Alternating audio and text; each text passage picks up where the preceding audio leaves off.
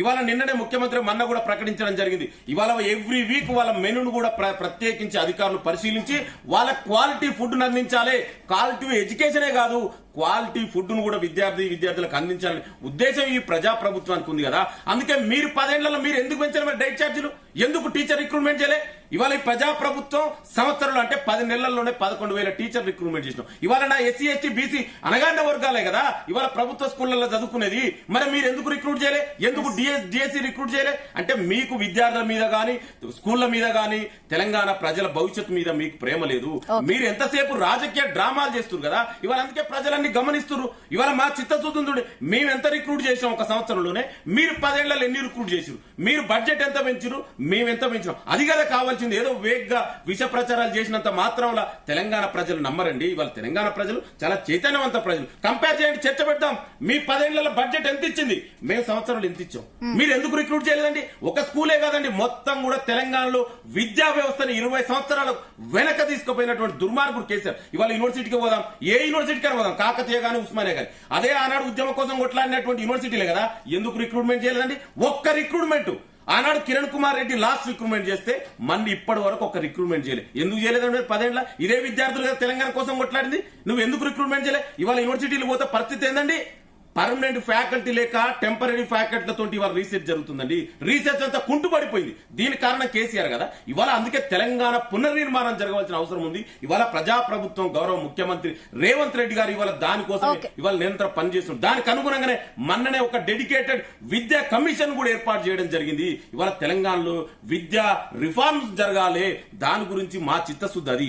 మీకు అది లేదు కాబట్టి మిమ్మల్ని ప్రజలు అక్కడ పెట్టి ఇప్పుడైనా వేగ్గా విష ప్రచారాలు మానండి. చేతనైతే సలహాలు సూచనలు ఇవ్వండి, తీసుకోవడానికి మీకు సిద్ధంగా ఉన్నామని చెప్తాను. మేమేగా ముఖ్యమంత్రి స్వయంగా అసెంబ్లీలో చెప్పింది కదా. మీరు అసెంబ్లీకి రండి. ఇవాళ అదే చెప్తున్నా. ఇవాళ ఎంత బీఆర్ఎస్ నాయకులు నాకు అదే అన్న, నేను ఒక స్కాలర్ గా ఎంత విడ్డూరంగా మాట్లాడుతుంటే ప్రతిపక్ష నాయకుడు ఎందుకు రావాలి? మరి ఎందుకు రానప్పుడు ఎందుకండి ఆ రోలు?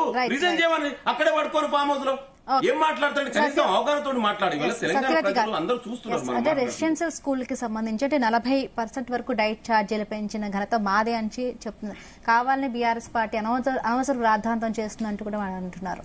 ఉద్యోగాలు మేము ఇచ్చామని చెప్పేసి మాట్లాడుతున్నారు. ఉద్యోగాల నోటిఫికేషన్ వేసింది బీఆర్ఎస్, ఎగ్జామ్ పెట్టింది బీఆర్ఎస్, ఓకే, ఫిల్అప్ చేసింది వీళ్ళు మాత్రమే. దాన్ని వీళ్ళు మేము ఉద్యోగాలు వేసామని చెప్పేసి దప్పగొట్టుకుంటున్నారు. ప్రజాప్రభుత్వం అంటే గత ప్రభుత్వంలో చేసినటువంటి అభివృద్ధిని కొనసాగిస్తూ వీళ్ళు ఇంకా దానికన్నా ముందుకెళ్లడం అనేది నేను అర్థం అనుకుంటున్నా. అదే ప్రజలు కోరుకొని వీళ్ళకి ఓట్లు వేశారు. ఒకవైపు గురుకులాలో పిల్లలు చనిపోతున్నారు, పిట్టల్లాగా రాలిపోతున్నారు అని చెప్పేసి తల్లిదండ్రులు, మిగతా మేధావులు, ప్రజలు అందరూ కూడా బాధపడుతూ ఉంటే, కుటుంబాలు బాధపడుతూ ఉంటే, దానికేమో ఆర్ఎస్ ప్రవీణ్ కుట్ర చేసిండు కాబట్టి ఆ కుట్రలో భాగంగా వీళ్ళు చచ్చిపోతున్నారు అని చెప్పేసి మాట్లాడతారు. ఎంత సిల్లీ స్టేట్మెంట్ అండి అసలు. ఏమన్నా అర్థం ఉందా?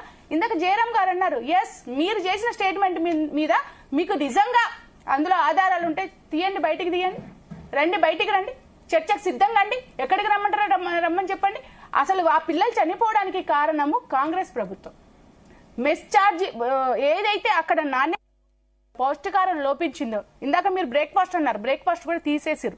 అదేవిధంగా వీళ్ళు 5,000 స్కూల్స్ మూతపడే అని చెప్పేసి అక్కడ ఉన్న వాళ్ళందరూ కూడా గురుకులాలో అకామిడేట్ అయ్యి చాలా మంది విద్యార్థులు మంచి విద్యను అందుకున్నటువంటి పరిస్థితి అండి 10 ఏళ్లలో. ఇంకొక విషయం కూడా నేను చెప్పదలుచుకున్నా బ్రదర్ కి. ఇంకొక ఏం మాట్లాడతారు, పదే నోటిఫికేషన్ అప్పుడు ఫిల్ చేయలేదు. ఇదే గురుకులాలో 2 సార్లు నోటిఫికేషన్ వేశారు. ఎంతో మంది అమ్మాయిలు ఈ రోజు జాబ్ చేస్తున్నటువంటి పరిస్థితి అక్కడ. ప్రజాప్రభుత్వం అంటే వీళ్ళు 32 సార్లు లగ్జర్లకు వెళ్తే ఆ ప్రజలు భూమి ఇవ్వలేదనేది స్పష్టమవుతుంది. వాళ్ళే చెప్తున్నారు. 32 సార్లు ప్రజలు భూమికి అంగీకరించకపోతే బలవంతంగా కలెక్టర్ ను పంపించి వాళ్ళ మీద దాడులు చేయించి వాళ్ళని అరెస్టులు చేయించి ఈ రోజుకు జైళ్లలో మగ్గేటట్టు బెయిల్ రాకుండా చేసి ఈ రోజు రేవంత్ రెడ్డి గారు స్పందించారు. అధికారుల మీద చర్యలు తీసుకోమని చెప్పారు. అంటే ప్రజాప్రభుత్వం కదా, ప్రజల మీద అధికారులు ఏం చేస్తున్నారో నోటీసులో లేకుండా ఉందా రేవంత్ రెడ్డి గారికి? ఆయన నియోజకవర్గం, పోనీ ఆ నియోజకవర్గంలో కాకుండా ఇంకెక్కడో ఆదిలాబాద్ లో ఉన్నటువంటి దూరపు చోట అడవుల్లో జరిగింది, అక్కడ పోలీసులు ప్రజలు అట్లా చేసిరు అంటే అర్థం ఉందండి. నీ సొంత నియోజకవర్గంలో నీకు కావాల్సినటువంటి ఫార్మా కంపెనీని వ్యతిరేకించి వాళ్ళు నిలబడి కొట్లాడితే వాళ్ళ మీద కక్షపూరితంగా అధికారులు అట్లా చేస్తుంటే నీకు తెలియకుండా ఉంటుందా? ఈ రోజు మొత్తం దేశం అంతా సిగ్గు లేదని చెప్పేసి మాట్లాడుతుంటే ఒక స్టేట్మెంట్ ఇచ్చి నేను చాలా గొప్పనని చెప్పేసి చెప్పుకోవడం అది గొప్పతనం అవుతుందా? గత ప్రభుత్వం చేయలేదని చెప్పేసి మీకు కట్టబెట్టారు. గత ప్రభుత్వం చేసింది ఇవి ఇబ్బందులు